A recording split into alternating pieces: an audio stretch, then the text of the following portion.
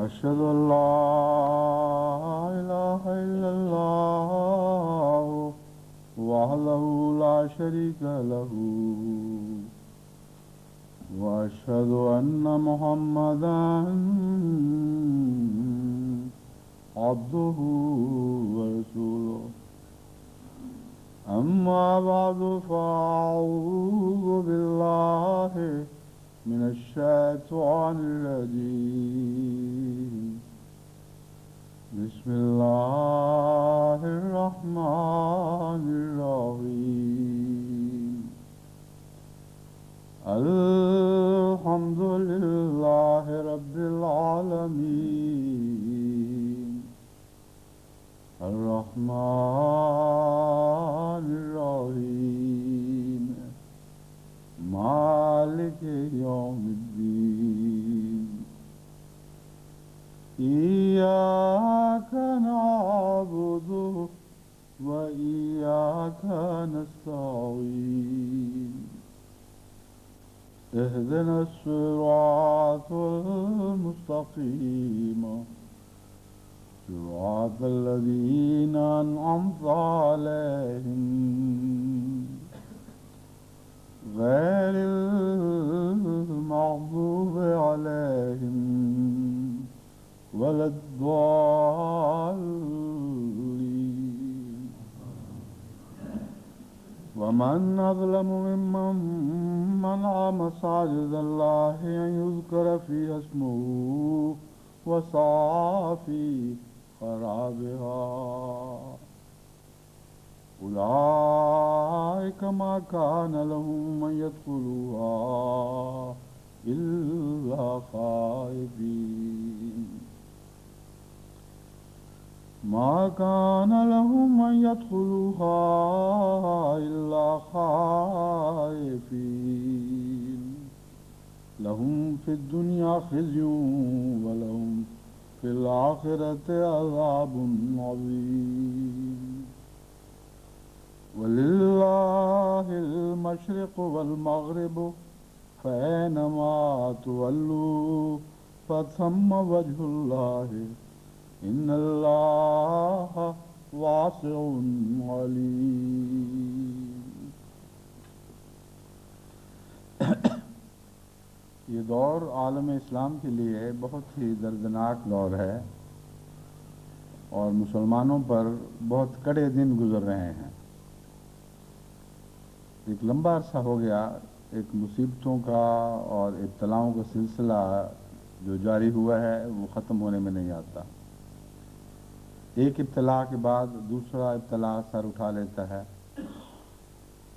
ان تمام ابتلاؤں میں اور ان آزمائشوں میں یقیناً خدا تعالیٰ کا کوئی پیغام ہے جسے سننے سے بعض کان بہرے ہیں اور جسے پڑھنے سے بعض آنکھیں اندھی ہیں اور اس لائق نہیں کہ تقدیر کی تحریریں پڑھ سکیں. کوئی وجہ نہیں کہ خدا تعالیٰ مسلمانوں کو ایسے ابتلا میں ڈالے جس ابتلا کے نتیجے میں دنیا سے ان کی ساکھ اٹھتی چلی جائے, دن بدن مظالم کا نشانہ بنتے چلے جائیں اور کوئی ان کا پرسان حال نہ ہو. قرآن کریم نے دو قسم کے ابتلاؤں کا ذکر فرمایا ہے. ایک وہ ابتلا ہے جو ابتلاء حسنہ ہے, حسن ابتلا یعنی اچھا ابتلا. قرآن کریم فرماتا ہے کہ اللہ تعالیٰ اپنے مومن بندوں کو اچھے ابتلاؤں میں ڈالتا ہے.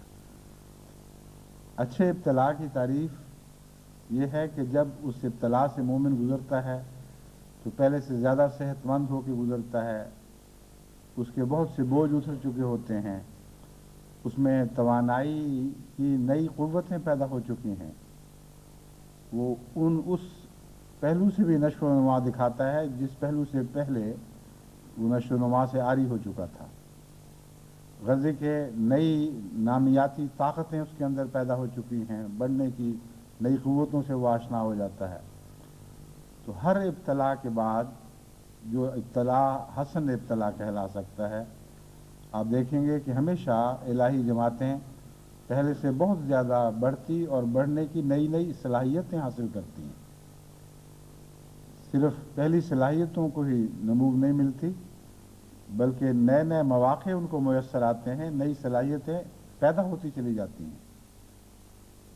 اور ایک ابتلا ہے جس میں کافر کو مبتلا کیا جاتا ہے، اس ابتلا کے نقشے قرآن کریم نے جا بجا کھینچے ہیں، اور ان سے پتہ چلتا ہے کہ یہ ابتلا ان لوگوں کی چہروں کی رونقیں چھین لیتے ہیں جن پر یہ ابتلا وارد ہوتے ہیں۔ بعض اوقات ان کو بھوک کے اور تنگی کے اور فلاکت کے لباس پہنائے جاتے ہیں، بعض دفعہ وہ اپنے مظالم کی چکی میں پیسے جاتے ہیں اور کوئی ان کا مددگار نہیں ہوتا، دن بدن ان کی طاقت کمزور ہوتی چلی جاتی ہے، ان کا روب باطل ہوتا چلا جاتا ہے۔ تو یہ ابتلا ضروری نہیں کہ صرف کافروں کے لیے ہوں، بعض دفعہ تنبیہ کے ابتلا بھی ہوتے ہیں، ایک انتباہ ہے اور ایک خدا کی انگلی کا اشارہ ہے کہ دیکھو تمہاری آخری منزل یہ ہے، اگر تم نہیں سنبھلو گے، اپنے اخلاق درست نہیں کرو گے، ان ہدایات پر عمل پیرا نہیں ہوگے جو میں نے تمہیں دی ہیں، تو پھر اس بد انجام کے لیے تیار ہو جاؤ۔ اس معاملے پر غور کرتے ہوئے مجھے سمجھ آئی کہ قرآن کریم کا دراصل ہر ابتلا فائدے ہی کا ابتلا ہے، ان معنوں میں کہ اس ابتلا میں تنبیہ پائی جاتی ہے۔ مومن کے ابتلا میں دوسرے مومنوں کے لیے ایک نصیحت ہے کہ خدا کی خاطر تنگ ہونے والے، دقتیں اٹھانے والے کبھی ضائع نہیں جاتے، وہ ہمیشہ پہلے سے بڑھ کر ترقی کرتے ہیں، ہر دکھ کے پیچھے خوشیاں ان کا انتظار کرتی ہیں۔ تو باقی مومن جب اس ابتلا کو دیکھتے ہیں تو ان کے حوصلے بڑھتے ہیں، وہ ابتلاؤں کے لیے پہلے سے بڑھ کر اپنے آپ کو تیار ہی نہیں بلکہ آمادہ پاتے ہیں۔ اور کافروں کو بھی جو ابتلا ملتے ہیں، جو بالآخر ان کو صفحہ ہستی سے مٹا دیتے ہیں، بعض دفعہ بہت بدحال میں چھوڑ دیتے ہیں، ان کے اندر بھی خیر کا پہلو ضرور ہے، اور قرآن کریم نے اس خیر کا ذکر فرمایا ہے کہ ہم بار بار یہ اس لیے کرتے ہیں کہ شاید ان میں سے کوئی صاحب عقل ایسے ہوں جن کو بات سمجھ آ جائے، شاید کچھ خوابیدہ لوگ بیدار ہو جائیں اور ساری قوم کو نہ صحیح کچھ کو تو یہ ابتلا فائدہ پہنچا دیں اور بھٹکے ہوئے کو خدا کے راستے پر واپس لے آئیں۔ اور واقعہ یہ ہے کہ ان ایسے ابتلاؤں میں محض شر ہی نہیں جو کافروں کے لیے مقدر ہو، خیر کے پہلو بھی ہیں، اور بہت سے ہیں اگرچہ بہت زیادہ نہیں جو ان ابتلاؤں سے فائدہ اٹھا کر نصیحت پکڑتے ہیں اور سچائی کی طرف لوٹ آتے ہیں۔ تو درجے ہیں یہ دراصل، اگر ان الہی جماعتوں کو ابتلا پیش ہوں جو بنیادی طور پر سچی ہیں لیکن فاسق ہو چکی ہیں اور خدا کے راستے سے ہٹ چکی ہیں، تو ان ابتلاؤں میں سزا کا پہلو زیادہ دکھائی دیتا ہے اور نشو و نما کا کم دکھائی دیتا ہے، لیکن تنبیہ کا پہلو بہرحال موجود ہے، نصیحت کا پہلو موجود ہے۔ وہ لوگ جو خدا سے تعلق کاٹ لیتے ہیں، ان کے ابتلا میں سزا کا پہلو بہت نمایاں ہوتا ہے اور نصیحت کا پہلو کم دکھائی دیتا ہے، اور وہ لوگ جو خدا کے خاص بندے ہیں، خدا کی پیاری قومیں ہیں، ان پر جب ابتلا آتے ہیں تو ان میں خیر کا پہلو نمایاں ہوتا ہے لیکن کچھ شر کا پہلو بھی موجود رہتا ہے۔ چنانچہ قرآن کریم سے پتہ چلتا ہے کہ جب حضرت اقدس محمد مصطفیٰ صلی اللہ علیہ وآلہ وسلم اور آپ کے غلاموں پر ابتلا کے دور آئے تو بہت بڑی تعداد محمد رسول اللہ اور آپ کے ساتھیوں کی ایسی تھی جو ثابت قدم رہے اور پہلے سے بڑھ کر بہتر حال میں وہ ابتلاؤں سے باہر نکلے اور سرتاپا خدا کی رضا پر ابتلا کے دوران بھی راضی رہے۔ لیکن کچھ کمزور ایسے تھے جو اس ابتلا کو برداشت نہ کر کے جھڑ گئے، سوکھے ہوئے پتوں کی طرح جھڑ گئے، اور وہ ہمیشہ کے لیے ایمان بھی کھو بیٹھے اور دنیا بھی جاتی رہی اور آخرت بھی جاتی رہی۔ تو در حقیقت جب آپ ابتلا کے مضمون پر اس طرح غور کریں تو معلوم ہوتا ہے کہ ایک ہی چیز ہے، مختلف رستوں سے گزرتے ہوئے مختلف کیفیت اختیار کرتی چلی جاتی ہے اور درجے قائم ہوتے چلے جاتے ہیں۔ بس ابتدا کی بنیاد وہی ہے کہ خدا کی رحمت ہے جو ابتلا لے کر آتی ہے۔ اس رحمت سے فائدہ اٹھانے والے اولین بہت زیادہ فائدہ اٹھاتے ہیں اور کم ہیں جو نقصان اٹھاتے ہیں۔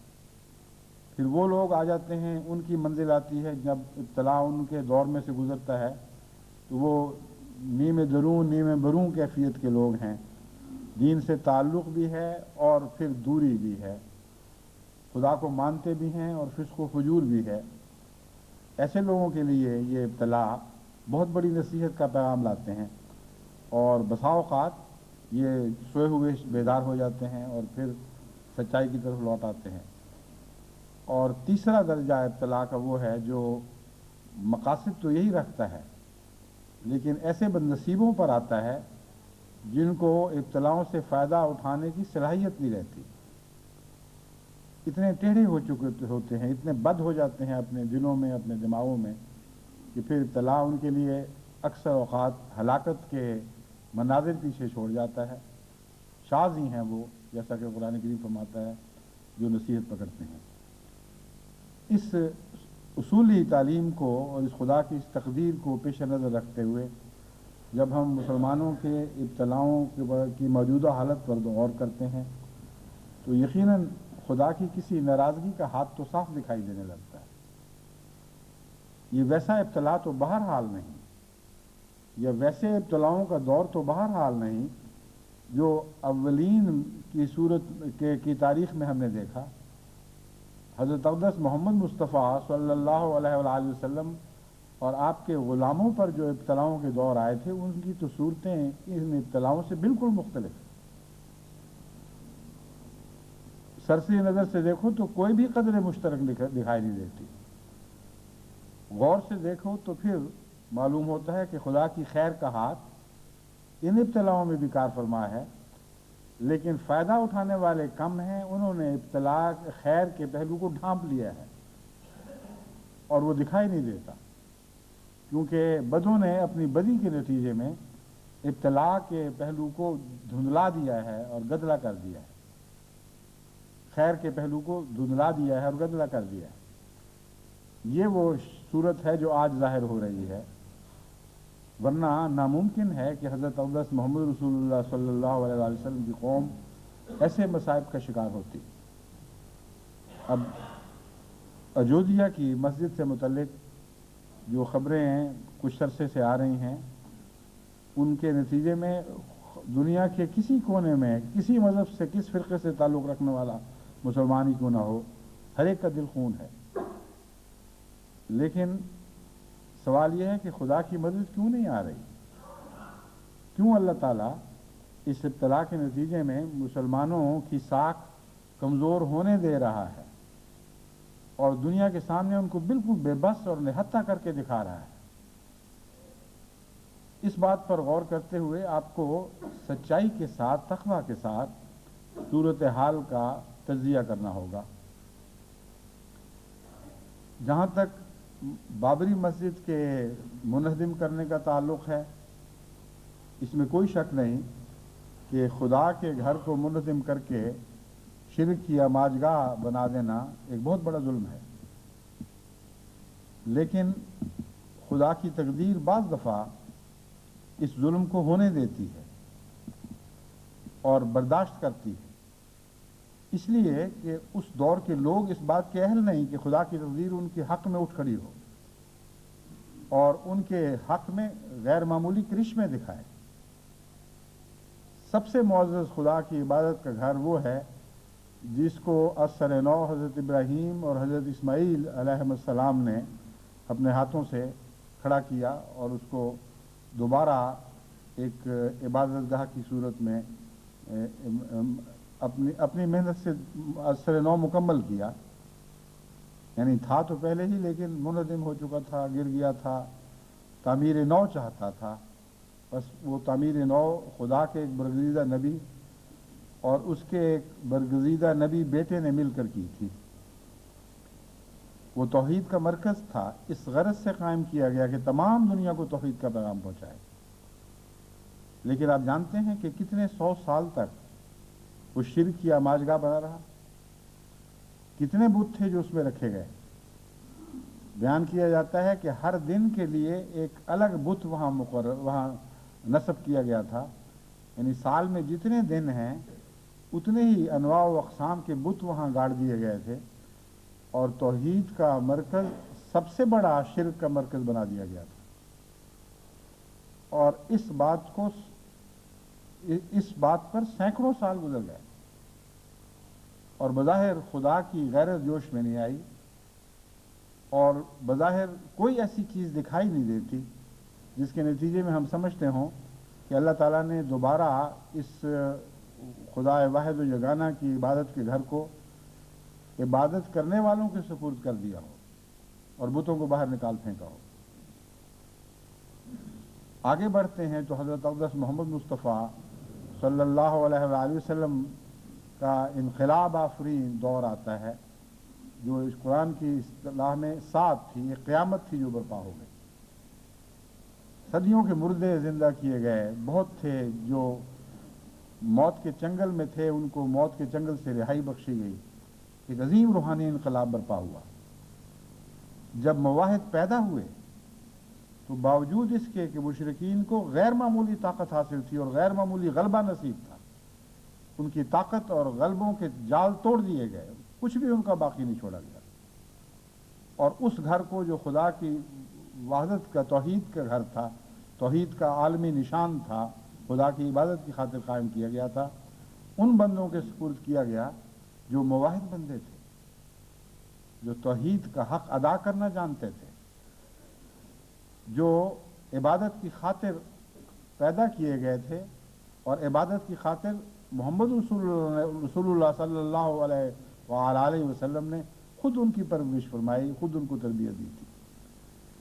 بس جب وہ مواحدین دنیا میں آ گئے جو اس گھر کے لائق تھے، تو اس گھر کو غیر اللہ سے آزاد کروا دیا گیا۔ اس میں بہت گہرا سبق ہے۔ سبق اس میں یہ ہے کہ ظاہری چیزوں کا ایک مرتبہ اور مقام اس لیے بنتا ہے کہ کچھ لوگ نیک ان سے وابستہ ہوتے ہیں، کچھ پاک بندے ان سے وابستہ ہوتے ہیں تو وہ جگہ مقدس کہلاتی ہیں، کچھ بد اور گندے لوگ ان سے وابستہ ہوتے ہیں تو چیزیں پلید کہلاتی ہیں۔ تو ظاہری اینٹ پتھر اور مقام میں کوئی حقیقت میں نہ تقدس ہے، نہ کوئی اس میں ذلت ہے، نہ کوئی تذلیل ہے۔ امر واقعہ یہ ہے کہ پاکیزگی اور خباثت یہ دو چیزیں انسانوں کے ساتھ وابستہ ہیں، انہی کے دلوں کے ساتھ تعلق رکھتی ہیں۔ جب تک پاک دل پیدا نہ ہو، ان ظاہری مقامات کا تقدس ان کو نہیں لوٹایا جاتا، اور اس عرصے میں ان مقامات پر جو کچھ بھی ہو، خدا غیور ہے اور مستغنی ہے۔ غیور اور مستغنی کے مل کر جو دو صفات مل کر جلوہ دکھاتی ہیں، ان سے پتہ چلتا ہے کہ خدا ان باتوں کی کچھ بھی پرواہ نہیں کرتا۔ وہ غیرت رکھتا ہے توحید کی، لیکن توحید کی غیرت رکھنے والے جب تک دنیا میں پیدا نہ ہوں، اس وقت تک مقام توحید ان کی طرف واپس لوٹایا نہیں جاتا۔ بس خدا صبر کرنے والا بھی ہے۔ کتنا لمبا عرصہ خدا نے اپنے سب سے مقدس عبادت کا، اپنے سب سے مقدس گھر کو شیطان کے ہاتھ میں رسوا ہوتے ہوئے دیکھا، لیکن کوئی پرواہ نہیں کی۔ لیکن جب محمد رسول اللہ صلی اللہ علیہ وآلہ وسلم اور آپ کے ساتھی پیدا ہوئے تو کس شان کے ساتھ غیر اللہ کو اٹھا کر باہر پھینک دیا، اور کچھ بھی باقی نہیں رہا، یعنی شیطان اور اس کے ساتھیوں کا کچھ بھی باقی وہاں نہیں چھوڑ دیا۔ یہی مضمون ہے جو دوسرے بیت المقدس کے متعلق بھی اسی طرح صادق آتا ہے۔ وہ بیت المقدس جو خانہ کعبہ کے بعد دوسرا مقام ایسا ہے جو سب سے زیادہ عبادت کرنے والوں کی نگاہ میں عزیز ہے، جو فلسطین میں واقع ہے، اس کے متعلق بھی قرآن کریم کی یہی پیشگوئی ہے کہ ہم نے یہ لکھ چھوڑا ہے کہ ہم یہ گھر اپنے عبادت کرنے والوں کو واپس کریں گے۔ عباد اللہ المخلصین جب تک پیدا نہیں ہوں گے، اس وقت تک خدا کو کچھ بھی پرواہ نہیں ہے کن لوگوں کے ہاتھوں میں رہتا ہے۔ تو دیکھیے، ایک ہی خدا ہے، اس کا ایک ہی کلام ہے، یعنی قرآن کریم۔ اس کی مختلف آیات مختلف مواقع پر نازل ہوتی ہیں، مختلف بظاہر مختلف مضامین سے تعلق رکھتی ہیں، لیکن بنیادی طور پر کس طرح ایک دوسرے کے ساتھ منسلک ہیں اور ایک ہی اصول پر مبنی ہیں، اور ایک ہی اصول کے متعلق بنی نوع انسان کو پیغام دے رہی ہیں۔ مختلف جہتوں سے وہ پیغام آ رہے ہیں، مگر پیغام فی ذات ہی ایک ہی ہیں۔ عبادت کرنے والے پیدا ہوں گے تو ممکن نہیں ہے کہ غیر اللہ کا مساجد پر قبضہ رہے، عبادت گاہوں پر قبضہ رہے۔ اگر سچی عبادت کرنے والے نہیں ہوں گے یا خدا سے تعلق بگڑ چکے ہوں گے تو پھر خدا کی غیرت کوئی جوش نہیں دکھائے گی۔ اس کی طرف عالم اسلام کو توجہ کرنی چاہیے اور فکر کرنی چاہیے، اپنے رد عمل کا جائزہ لینا چاہیے، معلوم کرنا چاہیے کہ کس حد تک خدا کی خاطر انہوں نے ایسا کیا، کس حد تک قومی دشمنیوں اور دیرینہ عداوتوں کے نتیجے میں ایسا کیا گیا۔ اگر خدا کے گھر کی محبت کے نتیجے میں کوئی رد عمل دکھایا جائے اور رد عمل دکھانے والا مخلص ہو اور خدا کی محبت میں واقعتاً سرشار ہو تو خدا کی تائید اس کے لیے ضرور اس کی حمایت میں ضرور کھڑی ہوگی۔ ناممکن ہے کہ اسے پشت پناہی کے بغیر خالی چھوڑ دیا جائے۔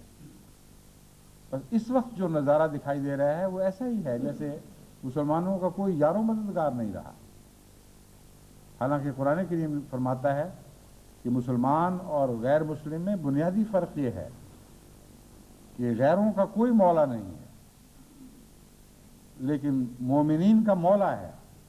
جو خدا کے ہیں ان کا ایک والی، ان کا ایک مددگار، ان کا ایک نصیر موجود ہے۔ بے سہارا لوگوں کے حالات اور ہوا کرتے ہیں، سہارے والوں کے اور ہوا کرتے ہیں، اور وہ جن کی پشت پر خدا کھڑا ہو، کیسے ممکن ہے کہ ان کے حالات بے سہاروں والے ہو جائیں؟ بس بنیادی فکر کا پیغام یہ ہے کہ کیا ہماری پشت پر خدا نہیں رہا؟ یعنی عالم اسلام کو اس بات پر غور کرنا چاہیے، اگر نہیں رہا تو کیوں نہیں رہا؟ وہ تو بے وفائی کرنے والا خدا نہیں ہے، یقیناً ہم نے بے وفائی کی ہوگی۔ بس مرض کو پکڑے بغیر جتنے چاہیں ہاتھ پاؤں ماریں، دنیا کے جس طبیب سے چاہیں علاج کروا بیٹھیں، ہرگز آپ کو فائدہ نہیں پہنچے گا۔ مرض کہیں اور واقعہ ہے، علاج کہیں اور ہو رہا ہے۔ رد عمل خالصتاً خدا کی خاطر نہیں ہے۔ اگر رد عمل خدا کی خاطر ہوتے تو ہندوستان میں اگر مسلمانوں کو زندہ آگ میں جلایا گیا تو پاکستان میں ایک واقعہ بھی ایسا نہیں ہونا چاہیے تھا کہ کسی ہندو کو زندہ آگ میں جلایا جاتا۔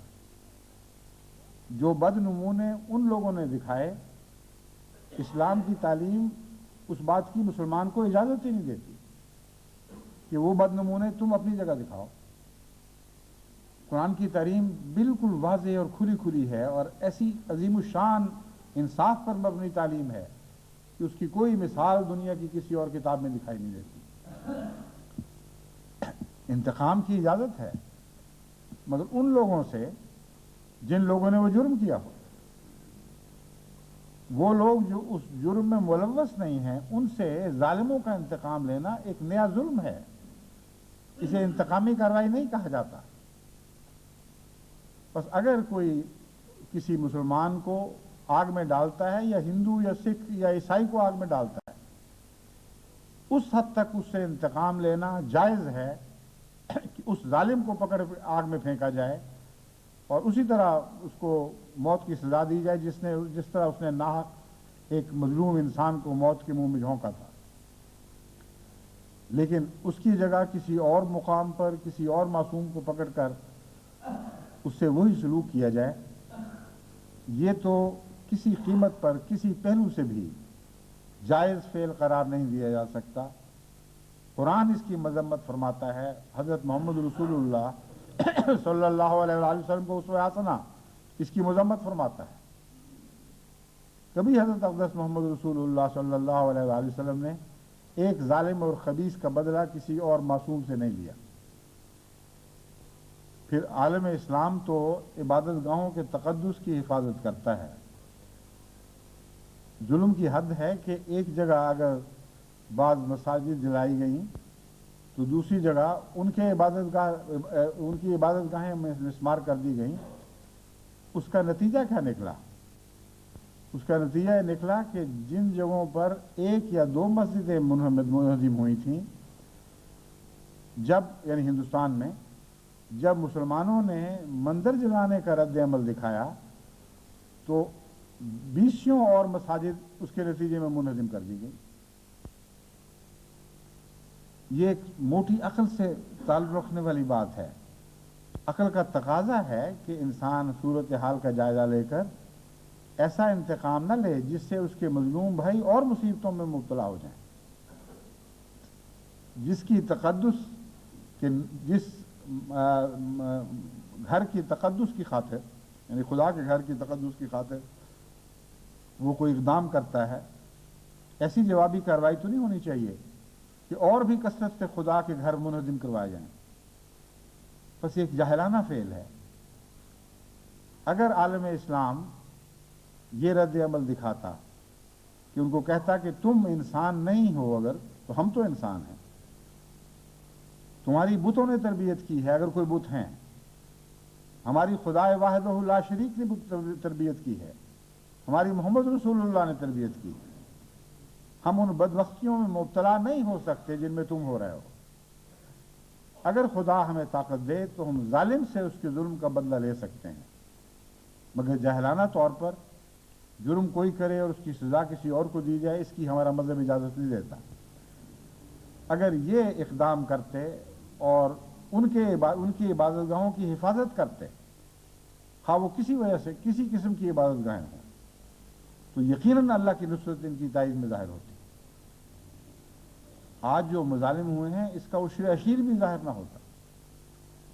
امر واقعہ یہ ہے کہ جو ہندو انتہا پسند ہے اس نے عمداً اس نیت سے یہ شرارت کی تھی کہ سارے ملک میں اس طرح آگ لگ جائے، مسلمانوں کا رد عمل ہو، پھر ہم ہندوؤں کو اور بھڑکائیں اور وہ حالات پیدا کر دیں کہ جس طرح ہمارا دعویٰ ہے ہندوستان صرف ہندوؤں کے لیے ہے، مسلمانوں کا اس سے کوئی تعلق نہیں۔ یہ نعرہ لے کر ہم اس آگ کو پھیلاتے رہیں، بھڑکاتے رہیں اور مسلمان معصوموں کو اس میں جھونکتے رہیں۔ یہ ان کا دعویٰ کھلا کھلا تھا، آج بھی ہے۔ جب تک خدا کی تقدیر ان کو سزا نہیں دیتی کل بھی یہی رہے گا۔ اس دعوے کی تائید میں بعض ظالمانہ کاروائیاں ایسی کی گئی ہیں باہر جو انتقامی کاروائیاں نہیں بلکہ خود وہاں کے ہندوستان کے نہتے مظلوم مسلمانوں پر مزید ظلم کرنے کے مترادف ہیں۔ بس نہ ان کاروائیوں میں ایمان کا نور ہے، نہ عقل کی روشنی ہے، محض جاہلانہ کاروائیاں ہیں جنہوں نے ویسے بھی اسلام اور اسلام کی مخالفانہ طاقتوں کو ایک دوسرے کے ساتھ مبہم کر کے دکھا دیا ہے۔ اب خبروں والے کہتے ہیں وہاں بمبئی میں اتنے بچے جلائے گئے اور کوئٹے میں اتنے بچے جلائے گئے، ہندوستان میں اتنے مساجد برباد کی گئیں، منہدم کی گئیں، اور پاکستان میں اتنے مندر منہدم کیے گئے۔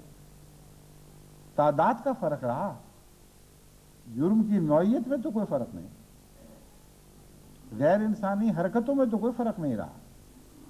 بس وہ لوگ جنہوں نے محمد مصطفیٰ صلی اللہ علیہ وآلہ وسلم کے دین کو اس طرح غیر اللہ کے دین سے متشابہ کر کے دکھایا ہے، انہوں نے بڑا بھاری ظلم کیا ہے۔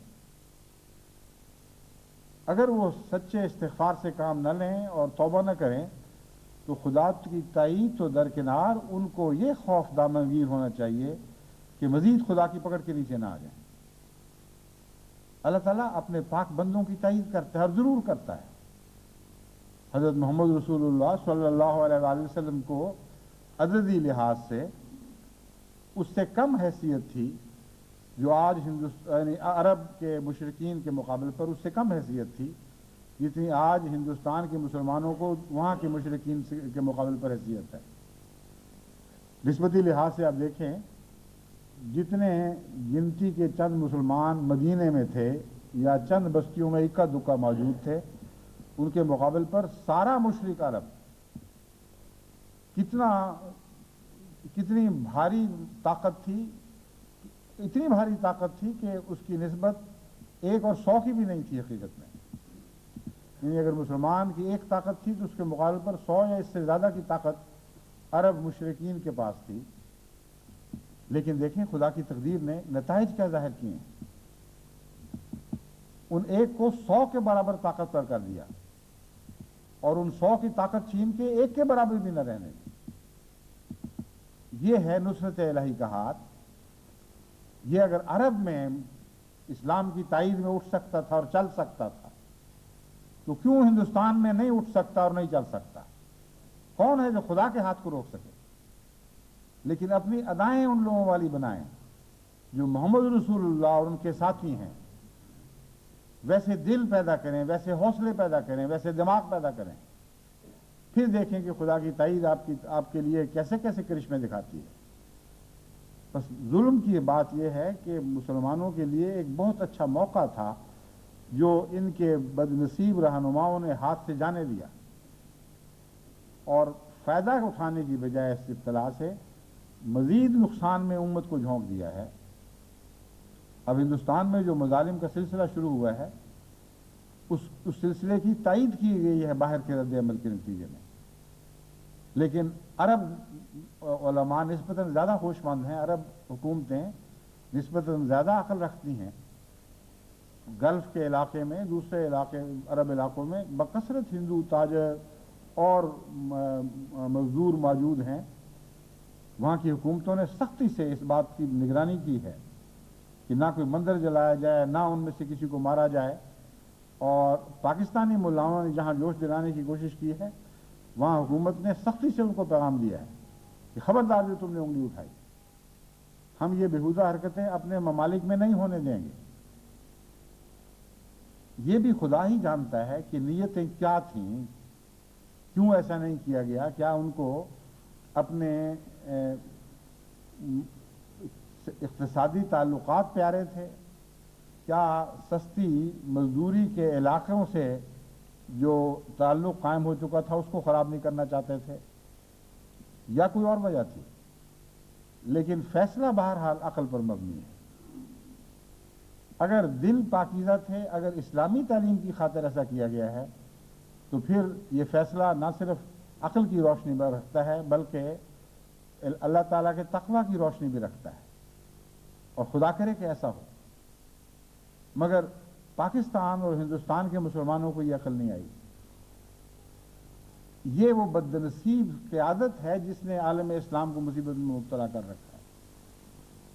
میں نے وہ مضمون شروع کیا تھا دیانت اور خیانت کا، اس میں بتایا تھا کہ دیکھیں حضرت صلی اللہ علیہ وآلہ وسلم نے سب سے زیادہ بدنصیب خیانت کرنے والا وہ قرار دیا ہے جو قوم کا امیر بنایا جائے، سردار مقرر کیا جائے اور پھر خیانت کرے۔ یہ اس کی مثال ہے، اور کتنی قبیح اور کتنی دردناک مثال ہے۔ مسلمان رہنماؤں نے اگر ہندوستان اور پاکستان میں محمد رسول اللہ صلی اللہ علیہ وآلہ وسلم کی اسوہ سے روشنی حاصل کر کے اقدام کیے ہوتے تو بالکل مختلف اقدام ہوتے، اور ان اقدامات کی روشنی میں یہ دردناک حالات اگر پیدا ہوتے بھی تو آگے بڑھ نہ سکتے۔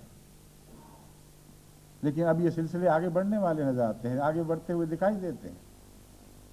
اتنے دردناک مظالم مسلمانوں پر ہو رہے ہیں کہ مجھے جو وہاں کی جماعتوں کے احباب کی طرف سے خطوط ملتے ہیں ان سے پڑھ کر پتہ چلتا ہے کہ اخبارات میں تو کچھ بھی نہیں، آنکھوں دیکھا حال جن لوگوں نے لکھا ہے بہت ہی دردناک حالات ہیں، اور معلوم ہوتا ہے کہ یہ رکنے والے نہیں ہیں، یہ آگے بڑھیں گے، اور اس میں گہری سازشیں ہیں۔ لیکن باوجود اس کے کہ یہ لوگ مشرک ہیں، باوجود اس کے کہ فی الحقیقت اسلام سے دشمنی رکھتے ہیں، اور اس کے علاوہ پاکستان سے ایک روایتی دشمنی چلی آ رہی ہے جو اس مذہبی دشمنی پر مستضاد ہے، لیکن پھر بھی ان کی حکومتوں کو، ان کے سربراہوں کو اتنی عقل ضرور ہے کہ دنیا کو منہ دکھانے کے لیے کچھ نہ کچھ کوشش کریں۔ وہ اپنے عیوب کو، اپنی غلطیوں کو اس طرح ڈھانپ کر آگے بڑھتے ہیں کہ دیکھنے والے کو بتا سکیں کہ ہاں یہ بدیاں تو ہیں لیکن ہمارے اختیار سے باہر تھیں، ہم ان کی تائید میں نہیں ہیں۔ چنانچہ اس وقت تک جو مبصرین نے بیان کیا ہے اس سے معلوم ہوتا ہے کہ اجودھیا کی مسجد کے سلسلے میں مرکزی حکومت نے آنکھیں بند کیں اور واقعہ ہونے دیا، اور یو پی کی حکومت پوری طرح اس میں ملوث تھی، لیکن مرکزی حکومت نے اس کی مذمت ضرور کی اور واقعہ ہونے کے مان بعد اس حکومت کو برطرف کر دیا۔ یہ بھی مذہبی کارروائی نہیں تھی، کسی نیکی پر مبنی نہیں تھی، مگر کم سے کم عقل پر مبنی ضرور تھی۔ ایک قانونی سہارا انہوں نے لیا کہ جس صوبے میں براہ راست ہمارا عمل دخل نہیں ہے، اس میں ہونے والے واقعہ سے متعلق ہم متنبع کرتے رہیں، صوبے کو بتاتے رہیں کہ ایسا نہیں ہونا چاہیے، اور جب ہوا اسی وقت ہم نے اس حکومت کو معطل کر دیا اور اسی وقت دوسری کارروائی شروع کر دی۔ یعنی دنیا کو دکھانے کے لیے ایک معقول طرز عمل، خواہ وہ گہرا تھا یا سطحی تھا، ایسا ضرور پیش کیا گیا ہے جس سے دنیا کی جو رائے عامہ ہے اس پر اچھا اثر پڑ سکتا ہے۔ وہ کسی حد تک دنیا یہ کہہ سکتی ہے کہ آپ نے عمدن ایسا ہونے دیا، آپ نے شرارت میں دراصل شریک ہیں، سیاسی انتقام لینا چاہتے تھے اس صوبے کی حکومت سے، اس سیاسی انتقام لینے کی خاطر آپ نے خود اس واقعہ کو اسے آنکھیں بند رکھی، پتہ تھا کہ ہوگا لیکن جان کر ہونے دیا، یہ بھی کہا جا سکتا ہے۔ لیکن کچھ کوشش تو ضرور کی ہے۔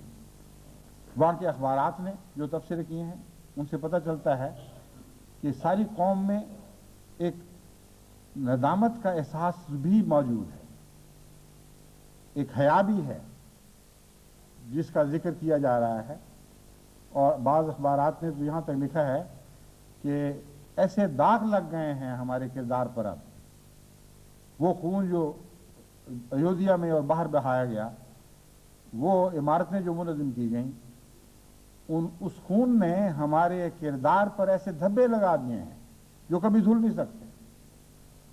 ان عمارتوں نے منظم ہو کر ہماری قومی کردار کی تعمیر کو منظم کر دیا ہے، اور اب مشکل سے یہ تعمیر نو ہوگی۔ بڑے بڑے زبردست اور صحیح اور سچے تبصرے ان اخبارات میں آ رہے ہیں، اور سوائے چند ایک اخبارات کے جو انتہا پسندوں کے ہیں، انتہا پرستوں کے ہاتھ میں ہیں، اکثر ہندوستانی اخبار نے بہت سخت تبصرے ان واقعات کے خلاف میں ہیں۔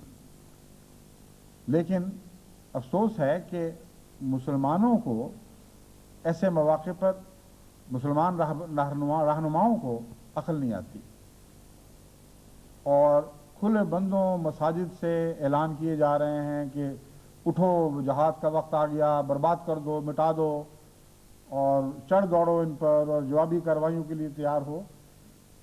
دہلی کی مسجد میں جو امام لیکچر دیتا ہے، دوسری مسجدوں میں دیتا ہے، اس کو پھر یہ لوگ عالمی مواصلاتی ذرائع سے ساری دنیا کو دکھاتے ہیں اور یہ ظاہر کرتے ہیں کہ دونوں طرف کی بات ہے،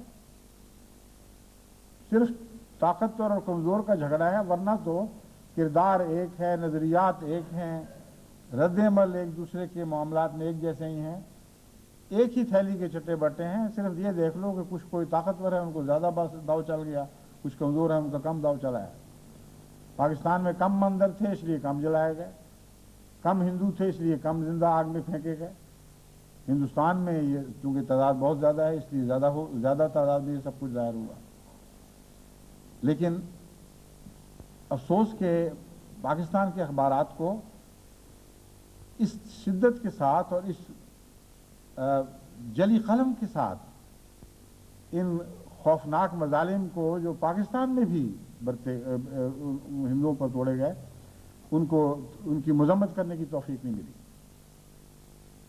بڑی شدت سے رد عمل ہونا چاہیے تھا، مسلمان رہنماؤں کو اٹھ کھڑے ہونا چاہیے تھا، اور کہنا چاہیے تھا کہ تم نے عالم اسلام کے وقار کو ٹھیس پہنچائی ہے، تم نے قرآن کی عزت پر ہاتھ ڈالا ہے، محمد رسول اللہ کے اسوے کو بدنام کرنے کی کوشش کی ہے۔ ہم اپنے ملک میں ایسا نہیں ہونے دیں گے۔ اگر ایسا ہوتا تو آج دنیا میں اسلام کا تاثر بالکل اور رنگ کا ہوتا اور اسلام دشمن طاقتوں کا تاثر بالکل اور رنگ کا ہوتا، لیکن اب سچے ہو کر جھوٹوں کی طرح اپنے کردار کو گندا کر دیا۔ اور یہ سب دراصل نحوست اسی بات کی ہے کہ رہنماؤں میں نہ عقل کی روشنی ہے نہ تقویٰ کی روشنی ہے، اور وہ اپنی قوم سے خیانت کر رہے ہیں، غلط مشورے دیتے ہیں، غلط رہنمائی کرتے ہیں، اور جب کوئی مسئلہ ایسا پیدا ہوتا ہے جب قوم کو صحیح رہنمائی کی کی ضرورت ہوتی ہے، غلط رستے پر ڈال دیتے ہیں۔ پے در پے مسلمان ٹھوکر کھا رہا ہے۔ اگر یہ بات غلط ہو اور وہ سچے مشورے دے رہے ہوں اور صحیح سمت پر قوم کو ڈال رہے ہوں، تو جیسا کہ میں نے بیان کیا، ناممکن ہے کہ اللہ تعالیٰ کی تائید آسمان سے ظاہر نہ ہو۔ بس جب تم غیروں کی طرح ہو جاؤ گے تو خدا کو کیا ضرورت ہے کہ تمہاری تائید میں اعجاز دکھائے، آسمان سے معجزے نازل ہوں۔ یہ تو ان لوگوں کے لیے ہوتے ہیں جو اپنے کردار میں اعجاز دکھایا کرتے ہیں، خارق عادت تعلق اللہ سے باندھا کرتے ہیں۔ قرآن کریم میں دیکھیں کیسا پیارا اور ہمیشہ کی سچائی کا یہ مضمون بیان فرمایا کہ ان اللہ لا یغیر ما بقوم حتی یغیروا ما بانفسہم۔ یہ سنو، خدا کبھی کسی قوم کی حالت کو تبدیل نہیں کیا کرتا جب تک وہ قوم پہلے خود اپنی حالت کو تبدیل نہ کر لے۔ اس مضمون کا زیادہ تعلق نعمت اور نعمت کے جاتے رہنے سے ہے، کیونکہ ایک اور آیت میں اسی مضمون کو اس طرح تفصیل سے بیان فرمایا گیا ہے۔ خدا تعالیٰ فرماتا ہے کہ میں نے جو نعمتیں عطا کر دی ہیں اپنے بندوں کو، ہدایت کا نور بخشا، اس نور کے نتیجے میں ان کو ان کے ذہن بھی روشن ہو گئے، ان کے قلوب بھی روشن ہو گئے، ان کا ماحول خدا اللہ تعالیٰ کے نور کی رحمت اور برکت سے روشنی کے ہر پہلو میں ترقی کرتا چلا گیا۔ یعنی دنیاوی پہلو میں بھی اسے بھی روشن کیے گئے، اور دینی پہلو سے بھی روشن کیے گئے، اور روحانی پہلو سے بھی روشن کیے گئے۔ یہ وہ نعمت ہے جو آسمان سے نازل ہوئی تھی۔ اللہ تعالیٰ فرماتا ہے جب تک اس نعمت کے قدردان رہتے ہیں لوگ، اس وقت تک خدا کبھی اس نعمت کو واپس نہیں کھینچتا اور ان برکتوں کو، ان عزتوں کو ذلتوں میں تبدیل نہیں کیا کرتا۔ ہاں، جب قوم اپنے کردار بدلتی ہے تو پھر اللہ تعالیٰ کی رحمت بھی اپنا اسلوب بدل لیتی ہے، ان سے اپنے تعلق کاٹ لیتی ہے، ان سے اور قسم کے معاملات شروع کرتی ہے۔ بس یہ وہ خدا تعالیٰ کی تنبیہ ہے جس کے متعلق، جس کو پیش نظر رکھ کر آج بھی مسلمانوں کو اپنے حالات پر غور کرنا چاہیے۔ جب تک وہ سچے عبادت کرنے والے نہ بنیں گے، جب تک خدا کے گھروں سے ان کا تعلق حقیقی اور اخلاص کا نہیں ہوگا، جب تک مخلصین لہ الدین بن کر نہیں دکھائیں گے، اللہ کی تائید ان کے لیے ظاہر نہیں ہوگی۔ میں نے جیسا کہ بیان کیا تھا، دیکھنا یہ ہے کہ رد عمل سیاسی ہے یا مذہبی ہے۔ اس مضمون پر غور کرتے ہوئے جب میں نے پاکستان میں جماعت احمدیہ کے حالات پر غور کیا تو معلوم ہوا کہ عبادت کی غیرت تو محض نام کے قصے ہیں، ان کا حقیقت سے کوئی دور کا بھی تعلق نہیں۔ خدا کے گھر کی محبت کے نتیجے میں یہ رد عمل نہیں دکھایا جا رہا، یہ محض سیاسی اور قومی دشمنیوں کے نتیجے میں ہے۔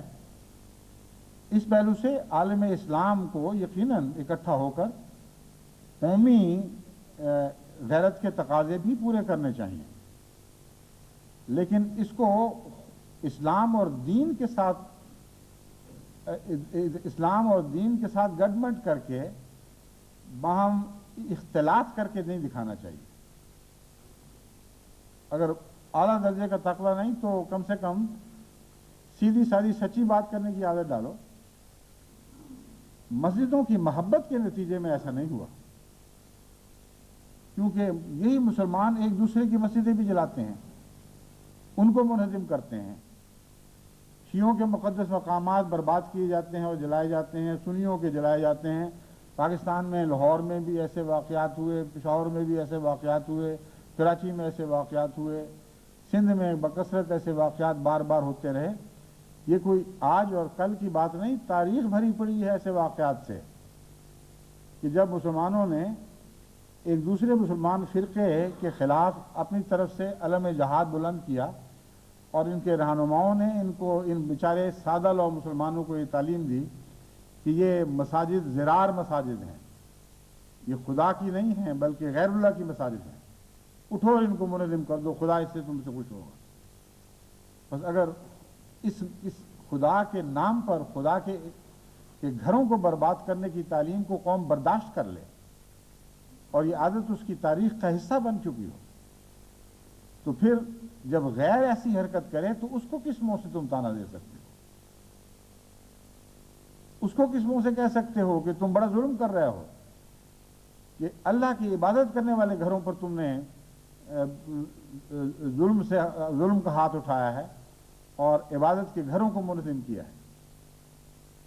جماعت احمدیہ کی حالیہ تاریخ میں سے چند حقائق میں آپ کے سامنے رکھتا ہوں، اس سے آپ کو اندازہ ہو جائے گا کہ جہاں تک خدا کے گھر کی عزت اور احترام کا تعلق ہے، کس حد تک وہ عزت آج پاکستان کے علماء کے ذہن پر روشن ہے یا ان کے دلوں میں جاگزین ہے یا ان کی رخ معین کرتی ہے۔ خدا کی خاطر اگر مسجدوں سے محبت ہو تو رخ ایک ہی معین ہوگا، یعنی وہ رخ جو قبلے کا رخ ہے، جو خدا کی طرف لے کے جاتا ہے، خدا کی تعلیم پر مبنی، ایک ہی طرح کے رد عمل ظاہر ہوں گے۔ یہ ہو ہی نہیں سکتا کہ محبت خدا کی ہو اور آپس کی دشمنیوں کے نتیجے میں خدا کے گھر کی بربادی کے رد عمل مختلف ہو جائیں۔ خدا قدر مشترک ہے، وہ ہم سب کا خالق و مالک ہے۔ جب اس کے گھر کی عزت پر ہاتھ ڈالا جائے تو اس سے محبت کرنے والے کا رد عمل لازماً ایک ہوگا، خواہ وہ کسی فرقے سے تعلق رکھنے والی مسجد ہو یا خدا کا گھر ہو۔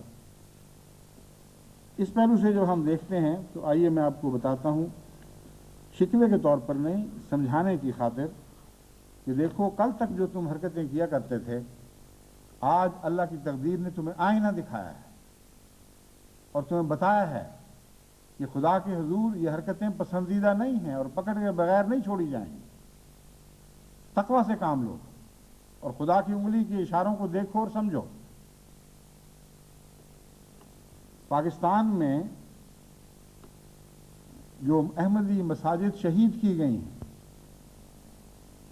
ان میں سے ایک احمدیہ مسجد راہے والی، ایک باگڑ سرگانہ، ایک مردان، ایک گلارچی، ایک علی پور چٹھا، ایک مری، ایک بچیانہ، ایک ننکانہ صاحب، ایک چکسو 563، 163 MB تحصیل ضلع وہاڑی، مختلف وقتوں میں یہ مسجدیں منظم کی گئیں اور بعض جگہ ایسا ہوا کہ اس کا ملبہ بھی لوگ اٹھا کر بڑے بھاگے۔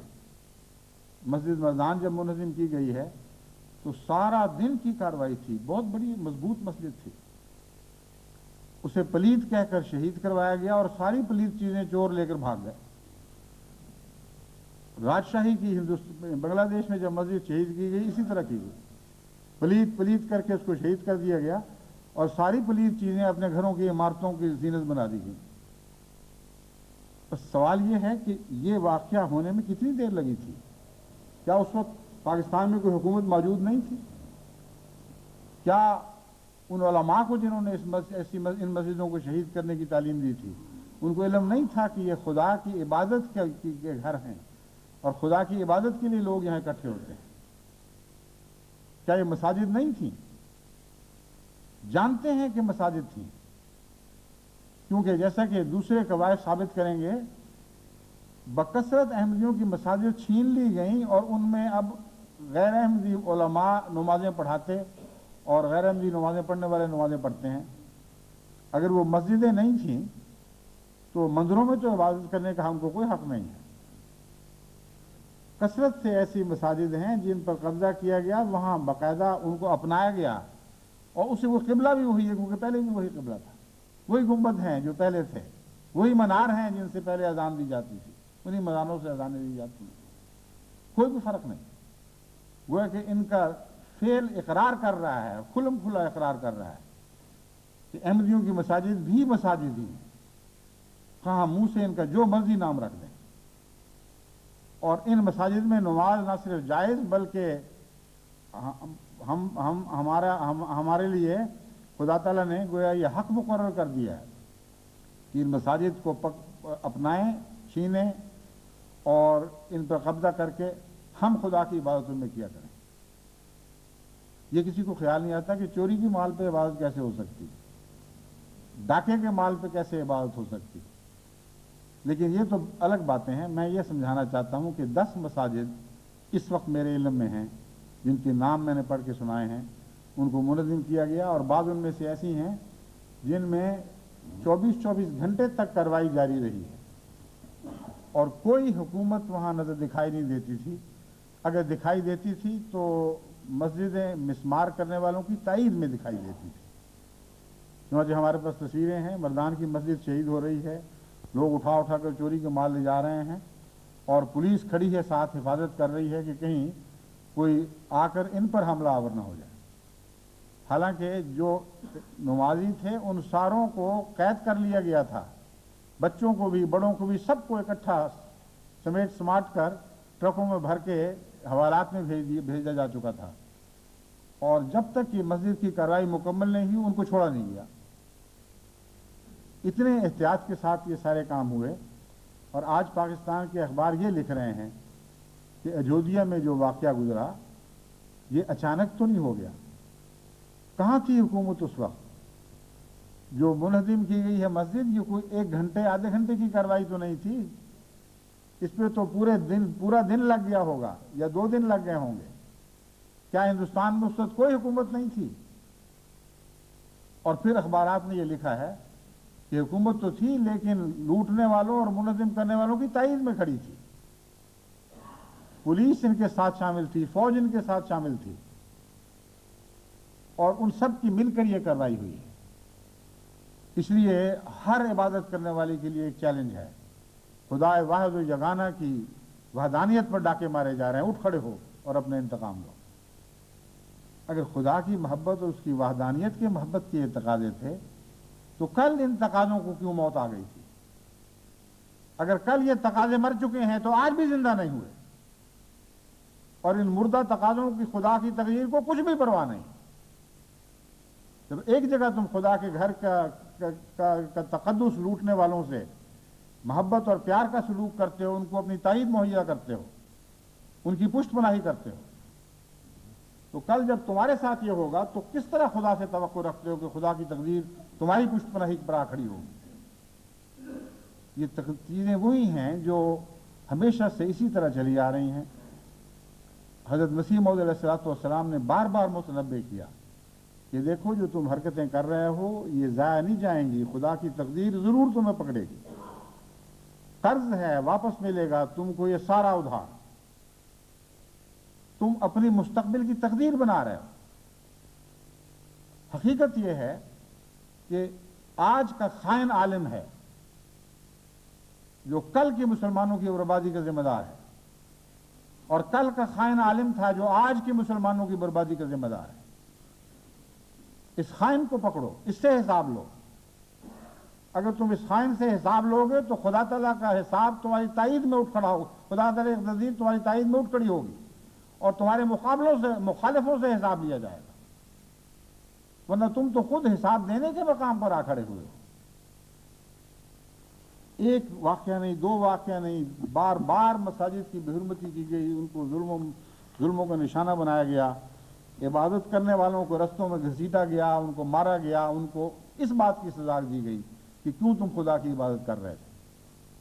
اور اب جب یہ سب کچھ ہو رہا ہے تو اچانک غیرت دینی اٹھ کھڑی ہوئی ہے اور ساری دنیا میں شور برپا کر دیا گیا ہے کہ ہم مسجدوں کی بے حرمتی برداشت نہیں کر سکتے. اپنے ہاتھوں سے کرتے رہے اور کرتے ہو. کیا اس کا یہ نتیجہ نکالا جائے گا کہ خدا تعالیٰ نے یہ فرمان جاری فرما دیا ہے کہ میری عبادت گاہوں کی بے حرمتی کا حق صرف مسلمانوں کا ہے, ساری دنیا میں ان کو کھلی چھٹی ہے.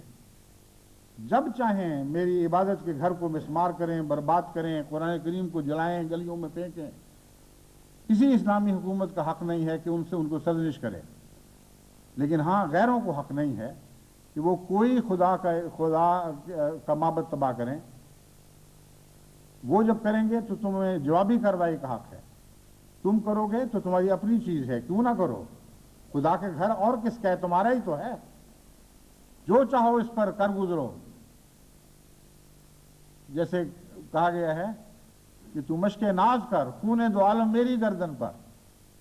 گویا خدا ان کو یہ کہتا ہے کہ میرے تقدس کو برباد کرتے رہو، اس کا خون میں اپنی گردن پر لیتا ہوں. میں تمہیں کہتا ہوں جاؤ اٹھو اور جو مرضی کرو. تم مالک ہو، تمہاری چیز ہے، جو چاہو کرتے کرو. ہاں غیروں کو نہ کرنے دینا. غیر کریں گے تو پھر غیرت دکھانا. یہ اسلامی تعلیم ہے؟ یہ اللہ کی محبت پر مبنی تعلیم ہے؟ ہو ہی نہیں سکتا. جاہلانہ باتیں، اور ان جاہلانہ باتوں کو تم نے برداشت کیا ہے اور قبول کیا اور اپنا لیا ہے، اپنی سنت کا حصہ بنا لیا ہے. ایک انگلی نہیں اٹھی بنگلہ دیش میں جس نے ان ظالموں اور بد کرداروں کو روکنے کی کوشش کی. ایک انگلی پاکستان میں نہیں اٹھی جس نے اتنی مسجدوں کی شہادت کے وقت ان ظالموں اور بد کرداروں کو روکنے کی کوشش کی.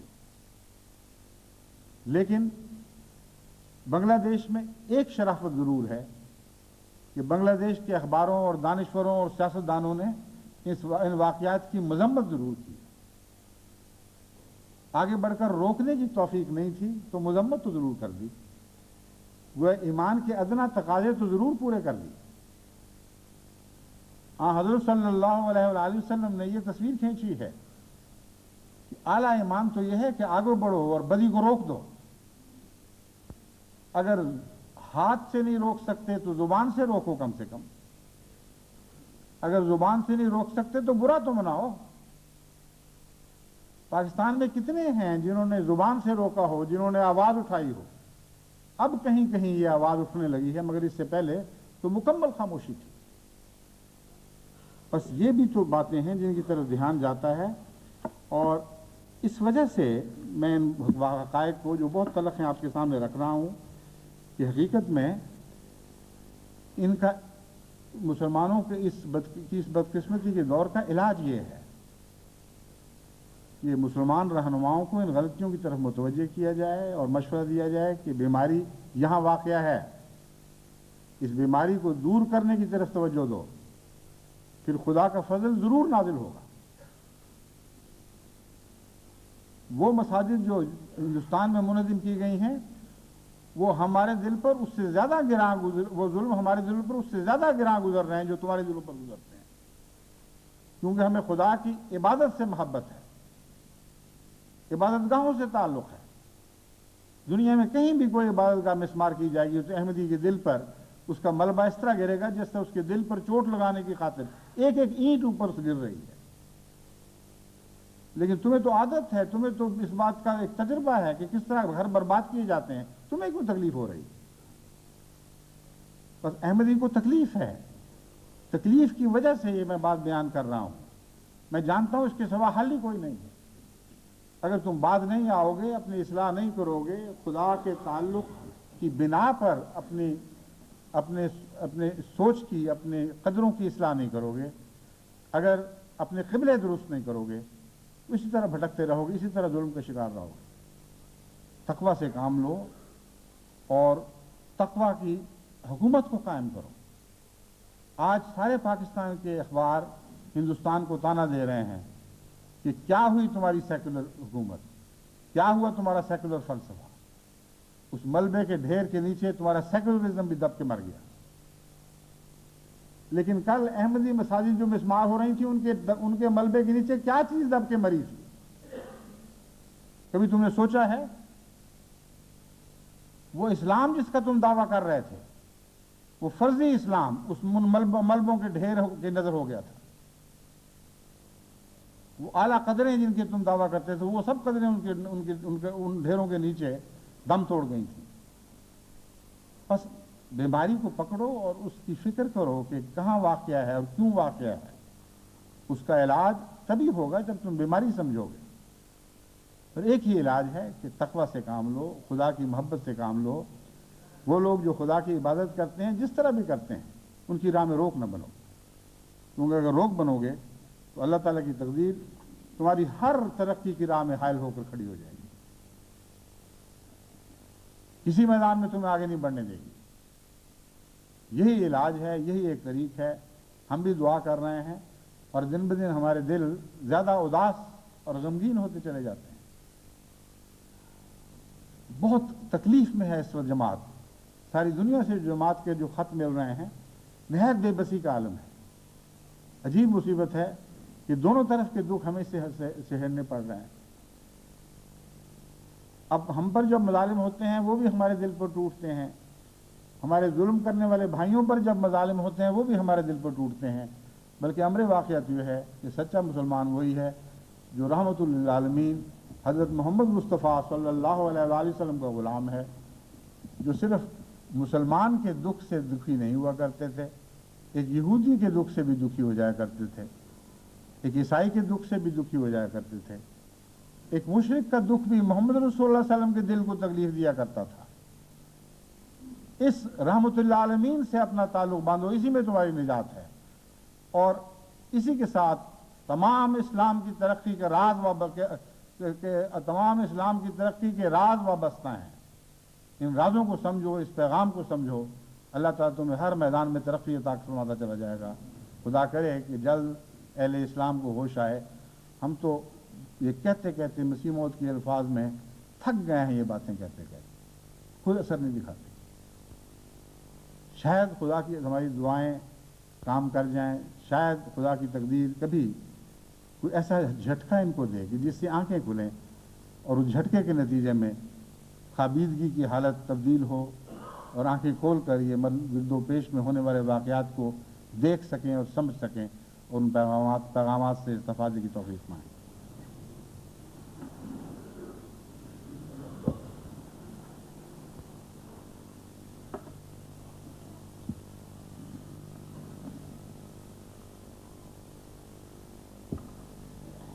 الحمد لله نحمده ونستعينه ونستغفره ونؤمن به ونتوكل عليه ونعوذ بالله من شرور أنفسنا ومن سيئات أعمالنا. من يهده الله فلا مضل له ومن يضلله فلا هادي له. ونشهد أن لا إله إلا الله وحده لا شريك له ونشهد أن محمدا عبده ورسوله. عباد الله رحمكم الله، إن الله يأمر بالعدل والإحسان وإيتاء ذي القربى وينهى عن الفحشاء والمنكر والبغي يعظكم لعلكم تذكرون. اذكروا الله يذكركم وادعوه يستجب لكم ولذكر الله أكبر.